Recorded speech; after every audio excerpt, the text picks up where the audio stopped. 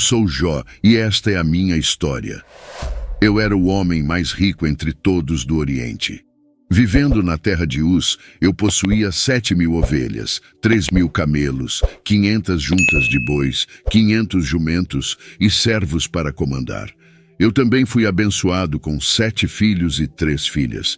Temia a Deus e evitava o mal. Quando meus filhos realizavam festas em suas casas e convidavam suas irmãs para comer e beber com eles, eu providenciava para que eles fossem purificados. De madrugada, eu sacrificava um holocausto por cada um deles, pensando talvez meus filhos tivessem pecado e amaldiçoado Deus em seus corações. Em um dia específico, enquanto meus filhos e filhas estavam festejando e bebendo vinho na casa do irmão mais velho, um mensageiro veio até mim e disse: os bois estavam arando e os jumentos estavam pastando nas proximidades, e os sabeus atacaram e os levaram. Eles mataram os servos, e eu sou o único que escapou para lhe contar. Enquanto ele ainda estava falando, outro mensageiro veio e disse: o fogo de Deus caiu dos céus e queimou as ovelhas e os servos, e eu sou o único que escapou para lhe contar. Enquanto ele ainda estava falando, outro mensageiro veio e disse: os caldeus formaram 3 grupos de saqueadores e atacaram seus camelos e os levaram. Eles mataram os servos, e eu sou o único que escapou para lhe contar. Mais uma vez, outro mensageiro veio e disse: seus filhos e filhas estavam festejando e bebendo vinho na casa do irmão mais velho, quando de repente um vento poderoso varreu do deserto e atingiu os 4 cantos da casa. Ela desabou sobre eles e eles estão mortos, e eu sou o único que escapou para lhe contar. Eu estava quebrado. Incrédulo, rasguei minha túnica e raspei minha cabeça. Caí no chão, gemendo e sofrendo, pois meu maior medo havia se concretizado. Peguei um pedaço de cerâmica quebrada e me arranhei com ele enquanto estava sentado entre as cinzas. Minha própria esposa me disse: você ainda mantém sua integridade? Ela me disse para amaldiçoar Deus e morrer. Essas foram as palavras que minha própria esposa me dirigiu. Eu retorqui: você está falando como uma mulher insensata. Aceitaríamos o bem de Deus e não aceitaríamos o mal? Pois em tudo isso, eu não culpei Deus por fazer o mal. Eu não pequei no que disse. Quando meus amigos Elifaz, Bildade e Zofar ouviram sobre todas as minhas tribulações que haviam ocorrido comigo, eles partiram de suas casas e se encontraram por acordo para me confortar e mostrar solidariedade. Os 3 eram mais velhos do que eu. Quando me viram à distância, mal conseguiram me reconhecer. Começaram a chorar alto, rasgaram suas túnicas e jogaram poeira sobre as cabeças. Então, eles se sentaram no chão comigo por 7 dias e 7 noites. Ninguém disse uma palavra para mim, pois viram o quanto eu estava sofrendo. Eu abri minha boca e amaldiçoei o dia do meu nascimento. Eu exclamei: que o dia do meu nascimento pereça, e a noite que disse: um menino foi concebido. Que esse dia se transforme em escuridão. Que Deus acima não se importe com ele. Que nenhuma luz brilhe sobre ele. Comecei a questionar tudo. Porque a vida é dada aos que estão em miséria, e a vida aos amargurados, aqueles que anseiam pela morte que não vem, que a procuram mais do que um tesouro escondido, que se enchem de alegria e se regozijam quando alcançam a sepultura? Porque a vida é dada a um homem cujo caminho está escondido, a quem Deus cercou.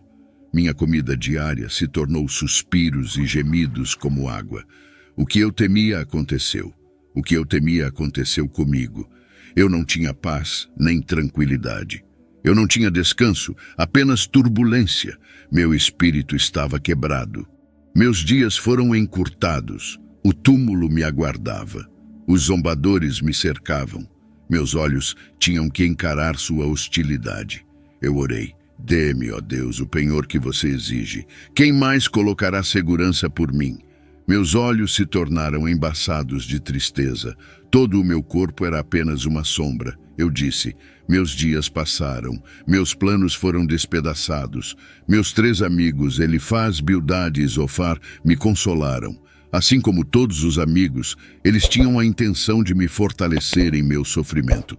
Eles também deram sua opinião sobre o assunto. Eles falaram sobre por que Deus permite que as pessoas sofram. Acreditavam que eu estava sofrendo porque havia feito algo errado. Como resultado, eles repetidamente me encorajaram a admitir meu erro e me arrepender para que Deus me abençoasse novamente. Elifaz concluiu que minha dor deveria ser devida a algum pecado que eu havia cometido, e aqui recomendou que eu buscasse o favor de Deus. Bildade e Zofar concordam que eu devo ter cometido o mal para provocar a justiça de Deus e argumentam que eu deveria tentar manifestar um comportamento mais inocente. Bildad supõe que meus próprios filhos trouxeram a morte sobre si mesmos. Ainda pior, Zofar respondeu: será que todas essas palavras vão ficar sem resposta? Será que esse tagarela será justificado? Suas palavras vãs vão calar os outros? Ninguém vai repreendê-lo quando você zombar. Você diz a Deus: minhas crenças são imaculadas e sou puro aos seus olhos. Oh, como eu gostaria que Deus falasse, que Ele abrisse seus lábios contra você e revelasse os segredos da sabedoria, pois a verdadeira sabedoria tem dois lados. Saiba disso, Deus até esqueceu alguns de seus pecados. Certamente Ele reconhece os enganadores, e quando vê o mal não toma nota. Mas se você dedicar seu coração a Ele e estender suas mãos a Ele, se você afastar o pecado que está em suas mãos e não permitir que o mal habite em sua tenda, então, livre de culpa, você erguerá o rosto. Você ficará firme e sem medo. Certamente você esquecerá sua aflição, lembrando-se dela apenas como águas passadas. Eles presumiram que meus problemas eram um sinal certo do julgamento de Deus, mas eu temia a Deus e evitava o mal.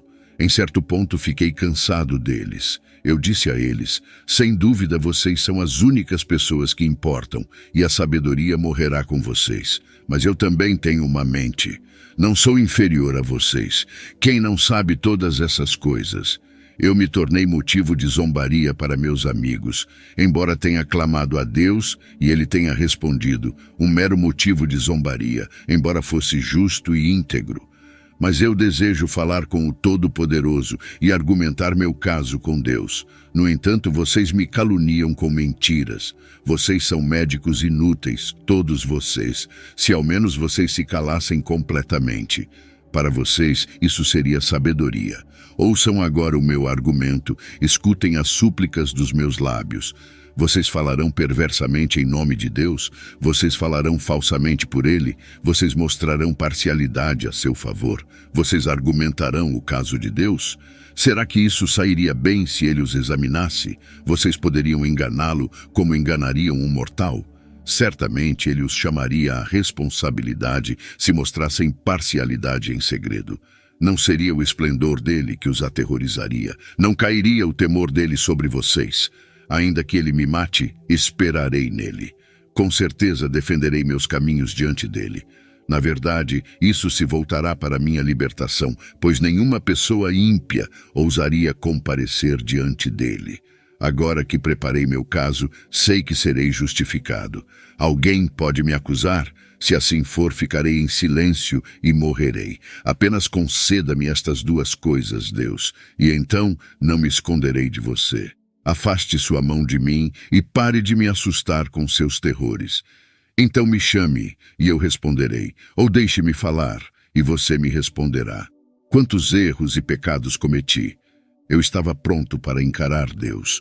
Eu pediria a Ele para mostrar-me minha ofensa e meu pecado. Deus, por que você esconde seu rosto e me considera seu inimigo? Você prende meus pés em grilhões. Você observa de perto todos os meus caminhos, marcando as solas dos meus pés. O sofrimento foi demais para mim, e agora estou amargurado, ansioso e assustado. Eu repudio a injustiça de Deus que permite que as pessoas más prosperem, enquanto Ele e muitas outras pessoas honestas sofrem. Eu quero enfrentar Deus e protestar, mas não consigo encontrar Deus fisicamente. Eu disse aos meus amigos, tão certo como Deus vive, que me negou justiça, o Todo-Poderoso, que tornou minha vida amarga, enquanto eu tiver vida dentro de mim, o sopro de Deus em minhas narinas. Meus lábios não dirão nada maligno e minha língua não pronunciará mentiras. Eu nunca admitirei que vocês estão certos. Até a morte não negarei minha integridade, manterei minha inocência e nunca a abandonarei. Minha consciência não me reprovará enquanto eu viver. Eventualmente o Senhor intervém. É muito difícil se defender quando se está em tamanha miséria.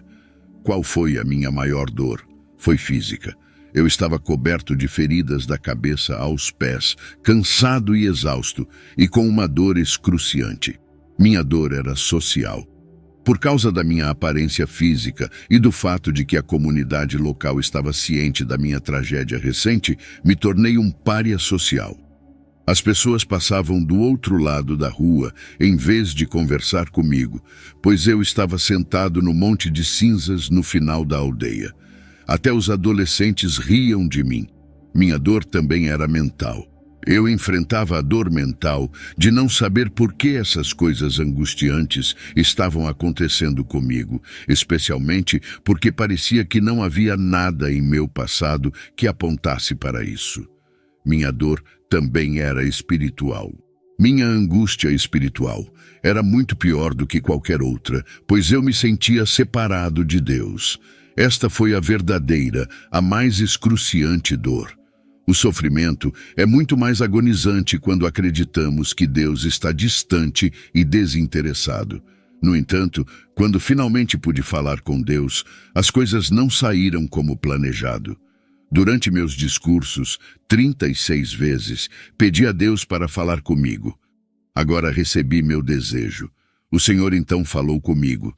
Ele disse: quem é este que obscurece meus planos com palavras sem conhecimento? Prepare-se como um homem. Eu o questionarei, e você me responderá. Onde você estava quando eu lancei os fundamentos da terra? Diga-me se você entende. Quem determinou suas dimensões? Certamente você sabe. Quem estendeu uma linha de medição sobre ela? Sobre o que foram fixados os seus alicerces? Ou quem colocou sua pedra angular enquanto as estrelas da manhã cantavam juntas e todos os anjos gritavam de alegria? Quem fechou o mar atrás de portas, quando ele irrompeu do ventre, quando eu fiz das nuvens sua vestimenta e o envolvi em densas trevas, quando estabeleci limites para ele e coloquei suas portas e trancas no lugar, quando eu disse: até aqui você pode vir e não mais adiante, aqui é onde suas ondas orgulhosas cessam. Você já deu ordens amanhã ou mostrou ao amanhecer o seu lugar para que ele pegasse a terra pelas bordas e sacudisse os ímpios dela? A terra toma forma como o barro sob um selo. Suas características se destacam como as de uma roupa. Aquele que contender com o Todo-Poderoso o corrigirá. Deixe quem acusa a Deus responder a ele. Eu respondi ao Senhor: sou indigno. Como posso responder a você? Coloquei a mão sobre a boca. Falei uma vez, mas não tenho resposta. 2 vezes, mas não direi mais nada. O Senhor respondeu: você desacreditaria minha justiça? Condenaria a mim para se justificar? Você tem um braço como o de Deus, e sua voz pode trovejar como a dele. Então, adorne-se com glória e esplendor, e vista-se com honra e majestade. Liberte a fúria de sua ira. Olhe para todos os que são orgulhosos e os humilhe. Olhe para todos os que são orgulhosos e os abata. Esmague os ímpios onde quer que estejam. Enterre todos eles juntos no pó. Cubra seus rostos na sepultura. Então eu mesmo admitirei a você que sua mão direita pode salvá-lo. Olhe para o Behemote, que fiz junto com você, e que se alimenta de grama como um boi. Que força ele tem em seus lombos, que poder nos músculos de sua barriga. Sua cauda balança como um cedro, os nervos de suas coxas são bem unidos. Seus ossos são tubos de bronze, seus membros como varas de ferro. Ele ocupa o primeiro lugar entre as obras de Deus, mas seu Criador pode se aproximar dele com sua espada. As colinas lhe trazem seus produtos, e todos os animais selvagens brincam por perto. Sob as plantas de lótus, ele se deita, escondido entre os juncos no pântano. Os lótus o escondem em sua sombra. Os álamos à beira do riacho o cercam. Um rio que corre não o assusta. Ele está seguro, embora o Jordão deva avançar contra sua boca. Alguém pode capturá-lo pelos olhos ou prendê-lo e perfurar seu nariz. Eu caí no chão e disse: eu sei que você pode fazer todas as coisas. Nenhum propósito seu pode ser frustrado. Você perguntou: quem é este que obscurece meus planos sem conhecimento? Certamente eu falei de coisas que não entendia, coisas maravilhosas demais para mim conhecer. Você disse: ouça agora, e eu falarei. Eu o questionarei, e você me responderá. Meus ouvidos tinham ouvido falar de você, mas agora meus olhos o viram. Portanto, eu me desprezo e me arrependo em pó e cinzas. O Senhor instruiu meus amigos a sacrificarem um holocausto e que eu orasse por eles, porque ele estava irado com eles, pois eles não haviam falado a verdade sobre ele. Ambas as vezes em que Deus fala comigo, acontece no meio de uma tempestade. Deus me lembrou que Ele é o Criador de tudo. Deus percorre sua incrível atividade de criar e sustentar o mundo, me perguntando se eu poderia igualar esse trabalho. O Senhor termina perguntando se eu estava em posição de julgar, dizendo que é impertinente para mim acreditar que Ele deveria se explicar para mim. Eu me senti muito pequeno. Como servo de Deus, fui justificado. Meus 3 amigos, por outro lado, foram severamente castigados por Deus. O Senhor diz que eles não falaram com precisão sobre mim. O aspecto notável das 2 conversas de Deus comigo é que Ele ainda não responde às minhas perguntas.